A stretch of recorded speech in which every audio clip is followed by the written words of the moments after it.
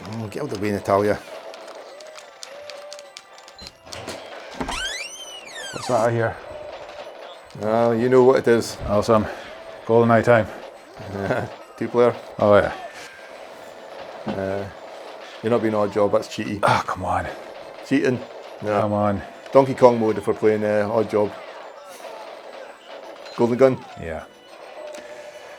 Bring it. Oh, stop it, both of you! Stop it. You're like boys with toys.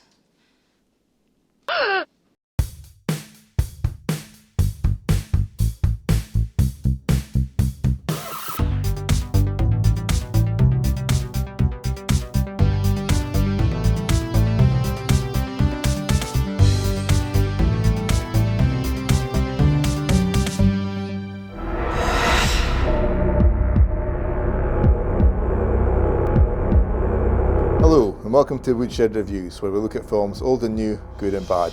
On today's show, we're looking at the James Bond classic, GoldenEye.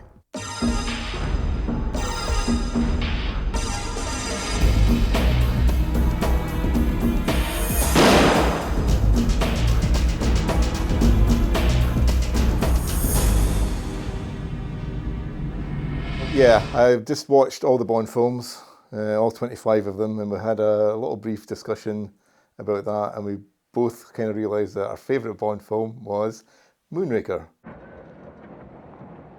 No, Quantum of Solace. Congratulations, you were right. Our favourite Bond film is GoldenEye. It appears we share the same passions. Yeah, so this is the 17th official Bond film, released in 1995, and the first for Pierce Brosnan after a 6-year hiatus, and I think he knocked it out of the park with this one. He did, and directed by Martin Campbell. He also directed Daniel Craig's first and best James Bond, I would say. Indeed, Casino Royale, yeah. So I'm kind of hoping that he's going to come back for the next Bond, whatever that is. Yeah. Why not, 3 for 3. I can't too. Going along that lines, I think all the major Bonds have all had one really great film. And this is Pierce Brosnan's. I know it's such an amazing start and slowly went downhill after this, I would say. You want to continue? Of course I want to bloody continue! But we're sticking with GoldenEye just now. So, so what makes this a classic for you then? I think it's everything about it. The GoldenEye track, the opening credits scene, that's one of the best, performed by Tina Turner. Yeah.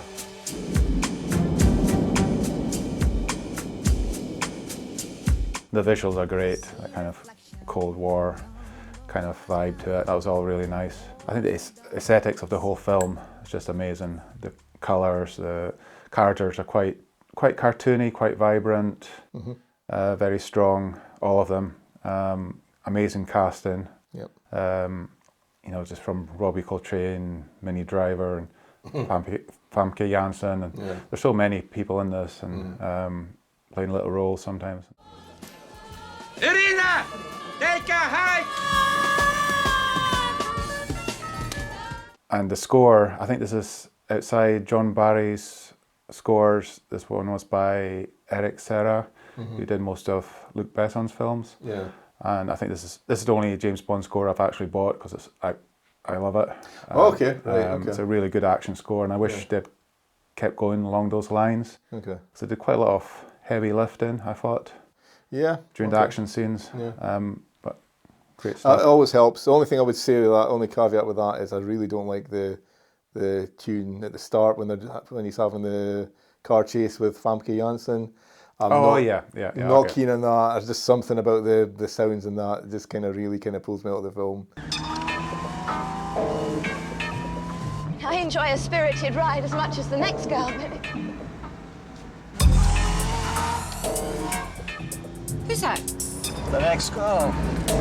I agree with you on that one. It's a bit off. James, stop this. Stop it! James Bond films are kind of like a recipe, You've got a standard recipe, and you can't deviate too much from it. Too much salt, Daniel Craig. Overcook it, Roger Moore, Yeah. But now and again, they just get everything, all the ingredients just right. Everything it just comes to a perfect. It rises perfectly, and GoldenEye for me gets all the elements, all the ingredients of a Bond film just right. Et voilà, quiche de cabinet. Sounds interesting. What is it? An omelette. And also the first one not based on any story by Ian Fleming. Yeah, so the title comes from the name of this house, I think. Oh, is that right? Yeah, okay, right. Something like that. Fleming purchased 15 acres of land, which was the site of a former donkey racetrack, located on the edge of a cliff overlooking a private beach. But it kind of feels like maybe with the not having to kind of, adapt something for the screen and stuff like that, maybe the writers were free to kind of like just get all the best elements of a Bond film, the post-Cold War sort of stuff, the aesthetic of that, as you were sort of saying, that's all great espionage kind of stuff. And create your own characters and all that, and like you're saying, they're all very memorable, they're all really, they're there for a reason, they're really shiny, remember them, Robbie Coltrane's there for one scene, but it's such a great scene. Walther PPK, 7.65 millimeter. Only 3 men I know use such a gun.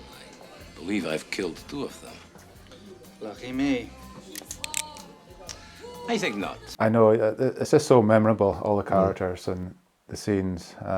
Great action. I mean, it gets a bit repetitive with them keeping getting caught and then having to escape. Yeah. But it's fine. Yeah, I've got minor quibbles about it, but it's like when you're saying that about, my quibbles and it's about a James Bond film, you kind of feel a bit stupid because it's a James Bond film and that's part and parcel of it, you know? Yeah. Did you ever ask why? Why we toppled all those dictators, undermined all those regimes? Only to come home. Well done, good job, but sorry, old boy. Everything you risked your life and limb for has changed. It was the job we were chosen for. Things are getting more politically correct, and James Bond has to navigate this world. He hasn't changed too much, but the world around him's changing. Yeah, I guess that's an interesting thing. We've got Judi Dench, who comes in and plays M, taking over from, I can't remember the actor's name, but who'd played it up until then. Yeah. And she's nicely cast, and she's not in it much, just 1 or 2 scenes. She has a kind of a bit of a duel with sparring kind of words, kind of duel with Bond about his place in the world. Because I think you're a sexist, misogynist dinosaur, a relic of the Cold War, whose boyish charms they wasted on me obviously appeal to that young woman I sent out to evaluate you. Point taken. I like that in this film.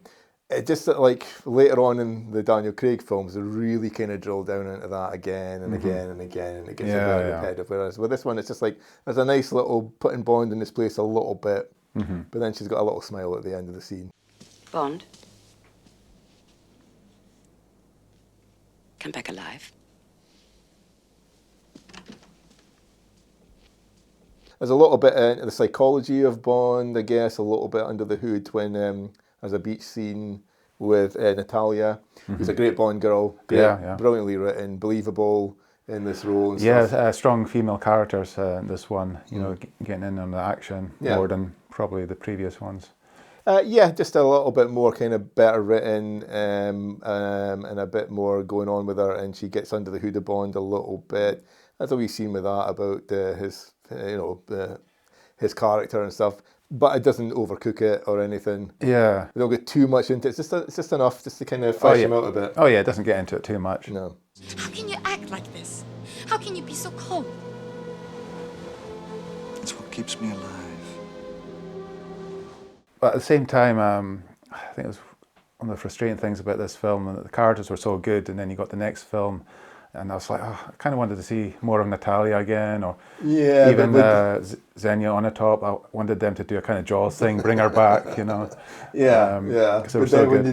then when you do that, you get Moonraker when you bring back Jaws. Yeah. And I have to tell my 10-year-old self this: if you're watching it, but Moonraker's not as good as you think it is.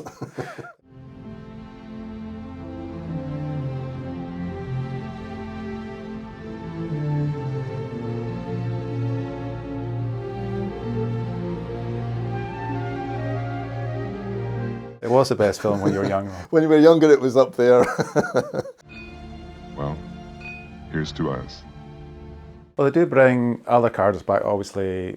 M, Q, and Robbie Coltrane even comes back, That's I think. true, And it's only lately with the Daniel Craig ones, they're starting to kind of keep the girls around a bit more. Yeah, sequelising it a bit more. Yeah. I don't know if that's a good thing or not, but if you've got the right character, maybe. It's fine, but I just kind of hope that doesn't become the default setting for Bond going forward. But yeah, as you're saying, Desmond Llewellyn playing Q, he played him once or twice after this, but this was kind of like towards the end of it. This is probably my favourite Q sequence. Probably, if we're going to rank the Q sequences. Right.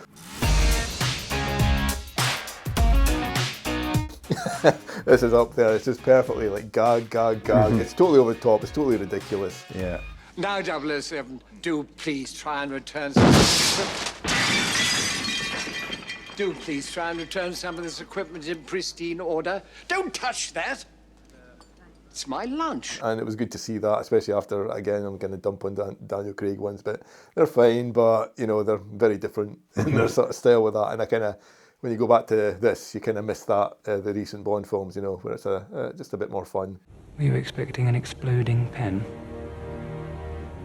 We don't really go in for that anymore. How long did you say the fuse was? Oh, grow up, 007. They all said the pen was mightier than the sword. Thanks to me, they were right. Yeah, and as always, nice filming locations, and even filmed in St. Petersburg during the Yeltsin era, which must have been a logistical nightmare. Yeah, sure. Though I think they did a lot of the stunts over here. Yeah, I was going to say. But they still had to ship the tank over to Russia. Okay. They weren't giving them a tank.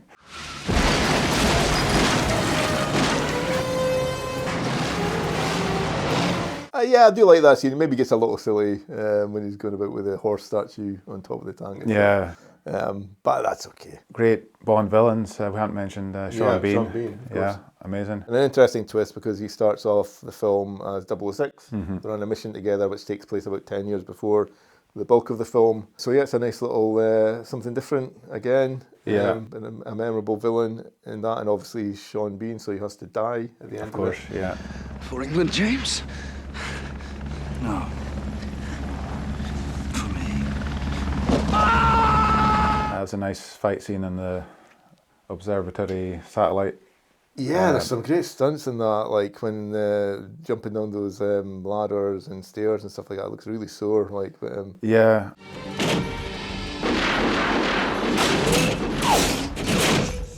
I think it's obviously a real location, and it's mixed with maybe recreating it on parts of it on a sound stage or something as well for the actors. And there was some model work as well. Yeah, of course. A bit more obvious these days when you're watching it. Yeah, but it looks amazing. The model work, the train, for instance, the train crash, that was nice. Yeah, I love that. I love the model work. It's cool. And yeah, because I guess this is before everyone just had CGI at their fingertips. Yeah. Although I think there is some CGI in this bit. Yeah, and of course Famke Janssen as Xenia Onatopp. Very memorable. Yeah, a great kind of the muscle of this film, I guess, and interesting to have. Obviously, that's almost always been a male character, I think, is it? But Famke Janssen comes along and probably becomes the best muscle character. In the whole thing. Yeah, quite unhinged. I like the looks that people give her. Yeah, even Oromov sort of like you're going a bit far here, you know.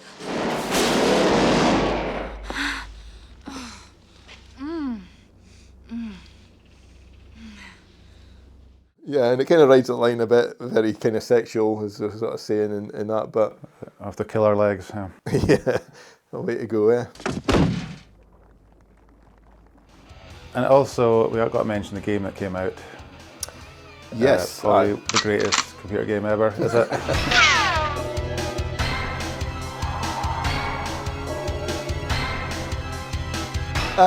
I think nostalgia's got a big part in that, but yeah, there was a Nintendo 64 game. Our producer was just asking if that was colouring my judgment of GoldenEye the film, and I don't think it is, because even if the film had been absolute like rubbish, it wouldn't have bothered me, you know, because it's still a great game. But yeah, the game was came out a couple of years after the film. Was it? Yeah, it was a weird one because it's like you've got to get the game out with the film for maximum traction. Well, it shows you how good a film it was, you know.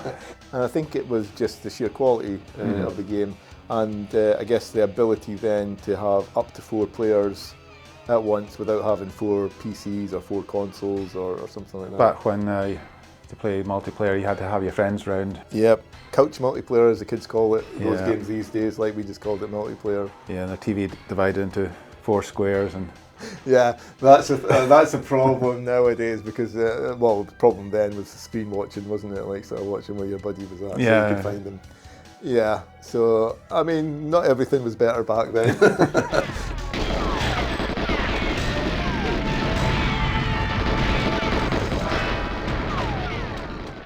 Well, I guess we'll have to rate GoldenEye. You want to go first?